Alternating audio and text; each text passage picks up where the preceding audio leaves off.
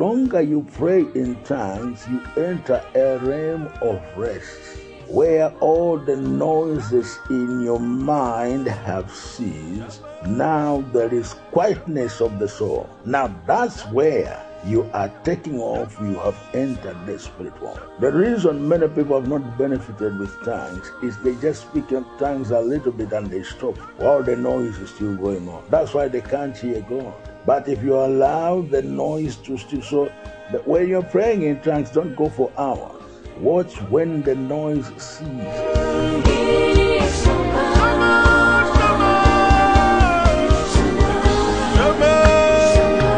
When a person begins to pray in the Spirit, you will find that there is a lot of noise in your mind, in your thoughts. You are thinking of phoning something. You are thinking of buying something. You are thinking of checking the message. You are thinking of sending an email message. There is a lot of noise that goes on in our mind. And many people, they stop praying while the noise is still there. These are the people that they don't experience a lot in the spirit world. We are still continuing with the night of prayer. Now, Dr. Nkoma will teach on praying in the Spirit. As we continue looking at different kinds of prayer, I want us to look at praying in the Spirit. I think last week we dealt with it as well, but I want us to look at the practical aspects of praying in the Spirit.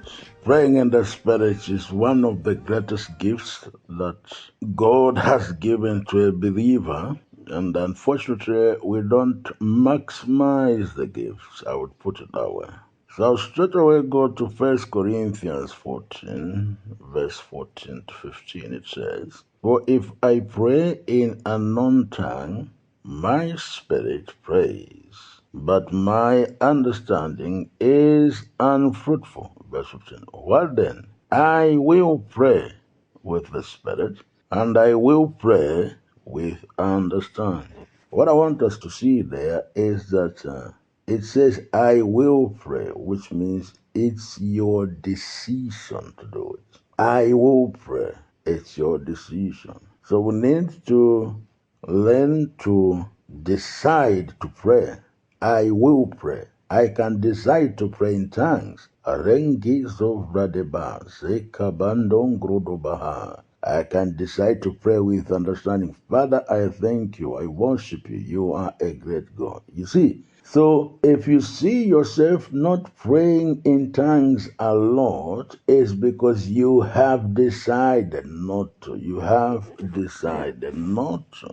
So let's go to verse 21. It says, "In the law it is written, with men of other tongues and other lips will I speak unto these people. And yet for all that will they not hear, says the Lord." Now, this passage, Paul is quoting Isaiah 28. Let's go there. Isaiah 28, verse 11 to 12, it says, "For with stammering lips and another tongue will he speak to his people, to whom he said, This is the rest wherein you may cause the weary to rest. And this is the refreshing, yet they would not hear."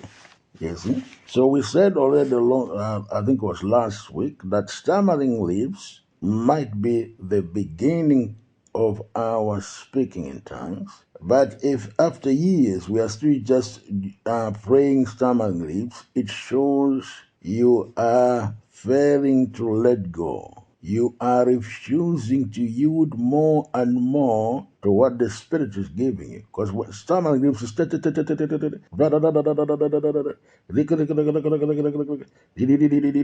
yes, those are stammering lips. But we must move to tongues. Renge bradigazo renima. Sekea mando vadeba zekianda zanganga devaba duba densimvinia. You are allowing the Spirit to express Himself more through your tongue, stammering lips and tongues. You need to learn to flow with the Spirit. And it's a free choice that you have. You must let go. Because the Spirit, according to Acts chapter 2, let's look at it. Acts chapter 2. verse 4, it says, "And they were filled with the Holy Spirit and began to speak with other tongues as the Spirit gave them utterance." So the Spirit will give you what to speak. Now it's up to you to speak, to speak. So if he gives you what to speak and all you are doing is it means you have not yielded fully. Because when you yield fully, you will find that you will begin to speak and enunciate words properly. You see? There will be clarity of a language coming out through your mouth. Now, that is something that I want to speak. The reason I have taught on this today is because I want to go to a little bit practicality of it and also maybe give like a guideline. I will start reading from verse 37. "And he took with him Peter and the two sons of Zebedee and began to be sorrowful and very heavy. Then said he unto them, My soul is exceedingly sorrowful, even unto death. Tarry ye here, and watch with me. And he went a little further, and fell on his face, and prayed, saying, O my Father, if it be possible, let this cup pass from me. Nevertheless, not I will, but as you will." Verse 40 is what I wanted. "And he comes unto the disciples, and he finds them asleep, and he says unto them, What, could you not watch with me for an hour?" I want to speak of the 1 hour principle. As I said, it is just practicality of it, and it's just guideline. I'm not saying it's a rule, but I think it helps a lot. When a person begins to pray in the Spirit, you will find that there is a lot of noise in your mind, in your thoughts. You are thinking of phoning somebody. You are thinking of buying something. You are thinking of checking the message. You are thinking of sending an email message. There is a lot of noise that goes on in our mind. And many people, they stop praying while the noise is still there. These are the people that they don't experience a lot in the spirit world. I believe that the 1 hour, in my experience, is usually a break-even point where you transition from the natural world and you labor to enter the spirit world.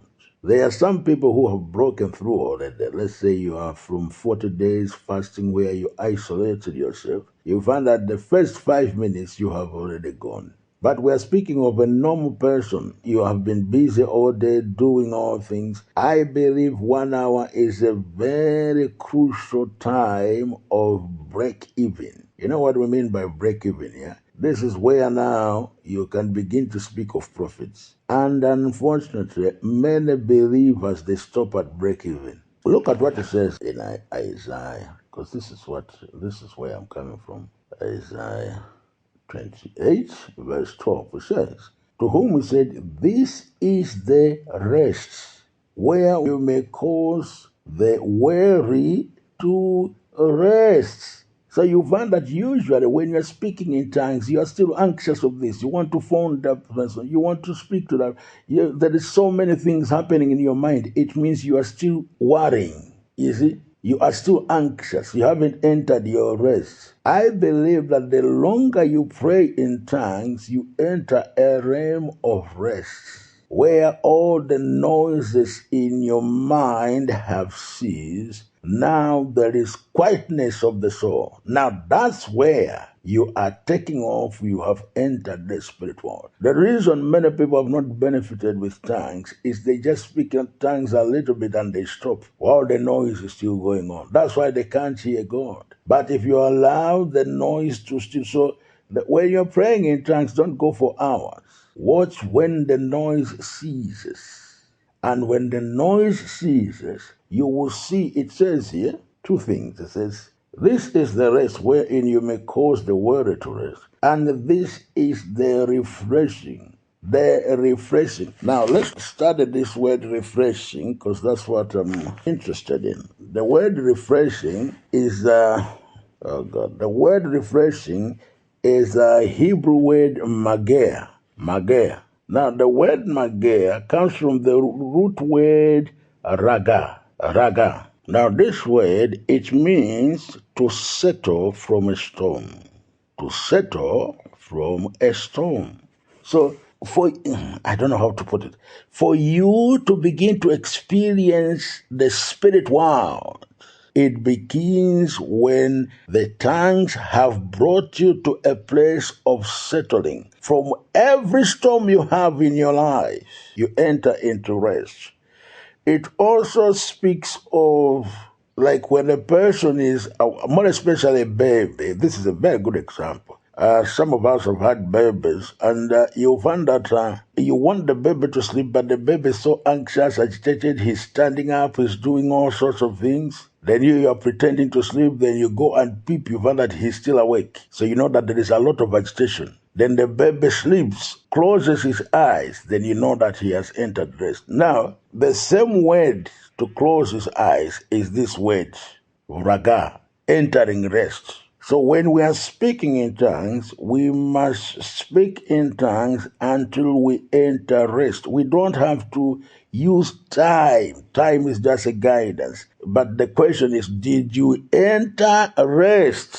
That's where the question is. Have you found ease for the moment? Which means, let's say something has been troubling your life. Maybe it's school fees of the children, or it's the rent or money, or when it comes to pastors like that, like us, maybe you are thinking of the crusades and all these things. They are bothering you. When you enter into prayer, you must speak in tongues until these things you find comfort about the situation. So let's not be religious when it comes to speaking in tongues. Speaking in tongues is not the end to itself. You understand? It's not the end to itself. It brings you to something. It brings you into rest. It brings you to the place of ease. Can you imagine that? It brings you to a place of quietness. Now, that's just the first level I'm speaking of. Now, you must try one time, pray in tongues for 7 hours, 10 hours.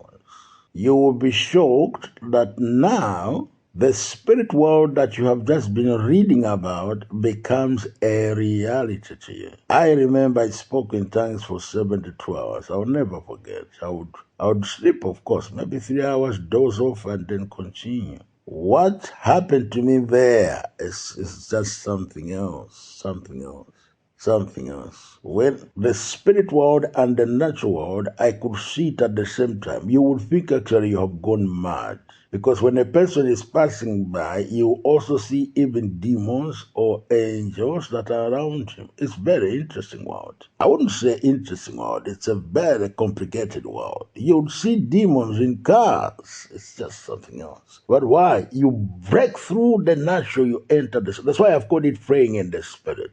You break through the natural and you enter in the spirit. There is a realm that you have not experienced yet because you are praying in tongues religiously. Today I want to encourage you to take extended hours of time. This is a night of prayer because we're praying every hour. It might not happen. But you must plan it properly that I will pray for 10 hours continuously in tongues. Maybe once a month, I will pray 10 hours continuously. Another month, 10 hours continuously. Plan it properly. You will be shocked how you will begin to hit some power lines, some revelations that you're on. Me, when it comes to word of knowledge, it's just too easy. I tell you, it's just that I don't like people thinking I'm a prophet. Not that I don't like, but I don't want to confuse people. Our area of emphasis is teaching of the word. So sometimes when I'm teaching, I would see something and I would just say it as if I'm just teaching. But while I could have stopped the teaching and said, there is a person here, what. But when I'm saying those things in my teaching, the ones I'm speaking of, they know it, that he's speaking to me now. And we have had so many examples of people say, the pastor was speaking about me. The pastor was speaking, because it's a word of knowledge. But what I've done is I have hidden it in my teaching. So you find that I will hit very sensitive areas that people will be surprised. How come he has just mentioned it, not knowing that I could have actually stopped the teaching and said, there is a person here, you are doing this. When it's too serious, sometimes I would stop. But usually I would just say it as if I'm just teaching. Because when I hit 72 hours, things open. Even yesterday I was teaching at Namame. I saw a man, the way I saw him, I explained to him properly. And he confirmed, he said, this is exactly what is happening in my life. It was too detailed, as if I have met him before. But what is that? It's just a word of knowledge. Why? When you speak in tongues, you enter realms of revelation in the Spirit. I want you today to have an understanding of tongues and make time to pray long hours of tongues.